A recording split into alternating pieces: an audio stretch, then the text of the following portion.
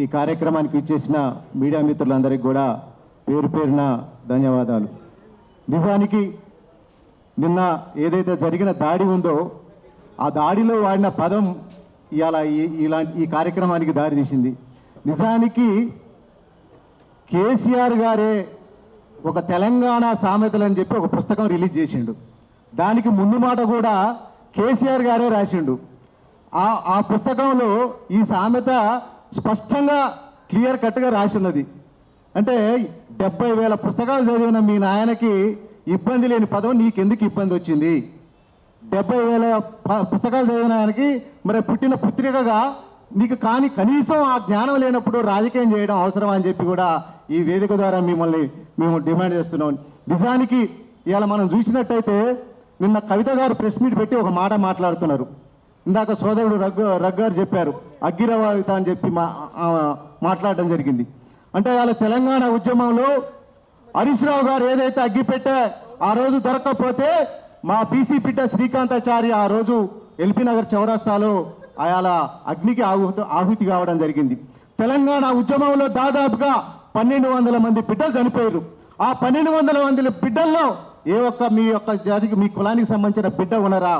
ఇవాళ జరగబోయే ఉద్యమంలో మళ్ళా ఏం అగ్గిరవ్వయి మళ్ళా మా బీసీ బిడ్డల్ని ఎస్సీ ఎస్టీ మైనార్టీ బిడ్డలందరినీ కూడా బలి తీసుకోవడానికి అగ్గిరవం అవుతాం అని చెప్పి కూడా ఈ వేదిక ద్వారా అడుగుతున్నాం. నిజానికి మనం చూసినట్టయితే తెలంగాణ సాయుధ పోరాటం మొదలు ఆ రోజు నాయకులందరూ కూడా ఈ పెద్ద కులాలకు సంబంధించిన వాళ్ళు. ఎవరైతే తెలంగాణ సాయుధ పోరాటంలో చనిపోయిన వాళ్ళందరూ కూడా మా పీసీ ఎస్సీ ఎస్టీ మైనార్టీ బిడ్డలందరూ కూడా చనిపోవడం జరిగింది. అంటే ఏ ఉద్యమం జరిగినా మేము చావడానికే పుట్టినాం, ఉద్యమాలు చేయడానికే పుట్టినాం. మీరు మాత్రం రాజకీయ పదవులు అనుభవించడానికి పుట్టిరు, మీరు ముఖ్యమంత్రులు కావడానికే పుట్టిరు అనే విధంగా ఇవాళ మీ యొక్క తీరు కనపడుతున్నది. నిజానికి మేము చెప్తున్నాం, ఇవాళ తెలంగాణ ఉద్యమంలో చూసినాం, అయాల ఉరకమంటే ఉరికింది, దూకమంటే దూకింది, సావమంటే తెచ్చింది ఎస్సీ ఎస్టీ పీసీ మైనార్టీల బిడ్డలు. అలాంటి ఉద్యమాన్ని ఆ రోజు ఆయన కేసీఆర్ గారు దళిత ముఖ్యమంత్రిని చేస్తా అని చెప్పి అయాల ఈ జాతిని మొత్తం బహుజన జాతిని మొత్తం కూడా మోసం చేసిండు.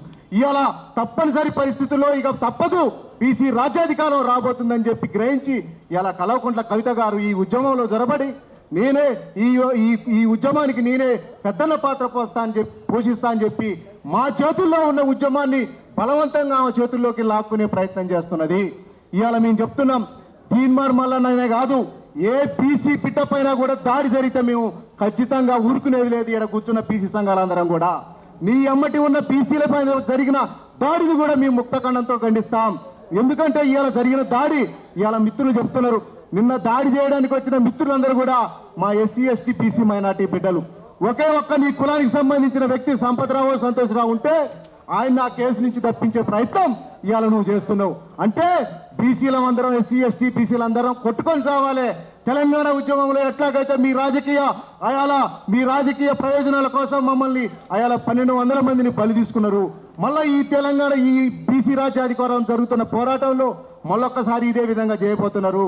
మేము ఒకటే డిమాండ్ చేస్తున్నాం, ఇవాళ మా సోదరులు చాలా మంది ఎస్సీ ఎస్టీలకు రక్షణ చట్టాలు ఉన్నాయి. ఇంతకుముందే పూర్ణచంద్రరావు గారు చెప్తున్నట్టుగా ఎస్సీ ఎస్టీలకు ఏదైతే రక్షణ చట్టాలు ఉన్నాయో అదే విధంగా కూడా బీసీలకు రక్షణ చట్టాలు ఉన్నప్పుడు ఖచ్చితంగా ఇలాంటి దాడులను మనం అడ్డుకోవడానికి అవకాశం ఉంటుంది. కాబట్టి ఈ యొక్క వేదిక ద్వారా మేము ఒకటే డిమాండ్ చేస్తున్నాం, బీసీలకు కూడా తక్షణమే రక్షణ చట్టాలు రావాలి. రాకపోతే ఇలాంటి దాడులు జరుగుతాయి. మనల్ని కనీసం రాజ్యాధికారం వైపు కాదు కదా, కనీసం మనం ఇవాళ మళ్ళా పాతకాలంలోకి మళ్ళీ వెనక్కి నెట్టే పరిస్థితి, భూస్వామ్య పూడల వ్యవస్థలోకి పంపించే పరిస్థితి ఉంటుంది. కాబట్టి మనందరం కూడా ఈ బీసీ సంఘాలందరం కూడా ఇవాళ ముక్తఖండంతో తీన్మార్ మల్లనే కాదు ఏ బీసీ పిట్ట పైన దాడి జరిగినా కూడా ఇదే విధంగా ముక్తఖండంతో ఖండిస్తామని చెప్పి కూడా చెప్పుకుంటూ నాకు అవకాశం ఇచ్చిన పెద్దన్న మా సూర్యారావు అన్నకు ధన్యవాదాలు చెప్పుకుంటూ జై బీసీ. మన తెలంగాణ సంస్కృతి సాంప్రదాయాల్లో మనం ఎదుటివారిని గౌరవించడం, మహిళల్ని గౌరవించడం, అదేవిధంగా ఒకరి మధ్య ఒకరికి ఒక మంచి సంబంధాలు అనేది కొనసాగుతూ ఉంటాయి. భౌతికంగా దాడి చేయాలి అనేటటువంటి ఆలోచనే అది చాలా దుర్మార్గమైన ఆలోచన. అంటే ఎదుటి వాళ్ళ నోరు మూయించడం కోసం, వాళ్ళని భయభ్రాంతులు చేయడం కోసం, వాళ్ళు మాకు ఎదురుగా భవిష్యత్తులో ఎలాంటి కార్యక్రమాలు చేయవద్దని బెదిరించడం కోసం ఒక రకంగా భౌతిక దాడులు చేయడం జరుగుతుంది. లేదా వీళ్ళ ప్రభావాన్ని మేము ఎదుర్కోలేము, మాటలతో ఎదుర్కోలేము, ఆర్గ్యుమెంట్లో గెలవలేము అనుకున్న పరిస్థితుల్లోనే ఈ భౌతిక దాడులు జరుగుతాయి. ఏది ఏమైనా భౌతిక దాడికి పూనుకోవడం అనేటటువంటిది కవిత గారు చేసినటువంటి పెద్ద పొరపాటు.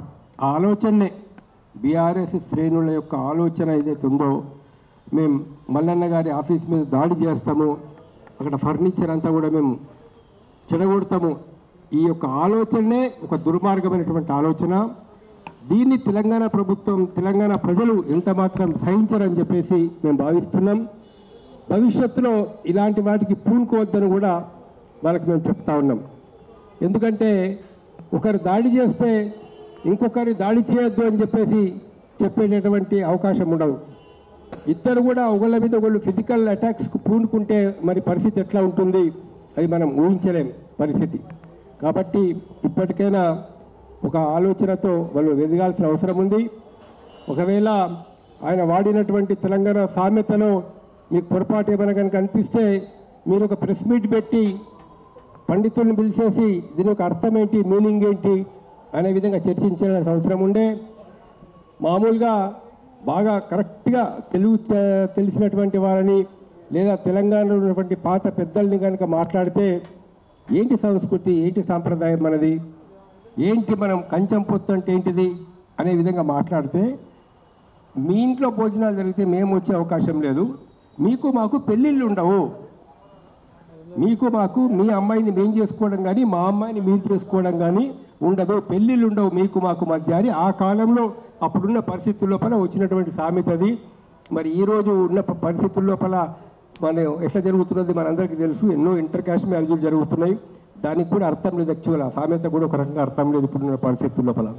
దాన్ని అర్థం చేసుకోవడం లోపల ఉంటున్నట్లు, విషయాన్ని చూసే దృష్టి, అర్థం చేసుకునే దృష్టి మీద ఉంటుంది. సరైనటువంటి విధంగా అర్థం చేసుకొని మీరు తెలంగాణ సాంప్రదాయాల్ని, తెలంగాణ సంస్కృతిని, తెలంగాణ నాగరికతను, తెలంగాణ మనోభావాలకు అనుగుణంగా, ప్రజల మనోభావాలకు అనుగుణంగా ఉండాలని చెప్పేసి కోరుతా ఉన్నాము.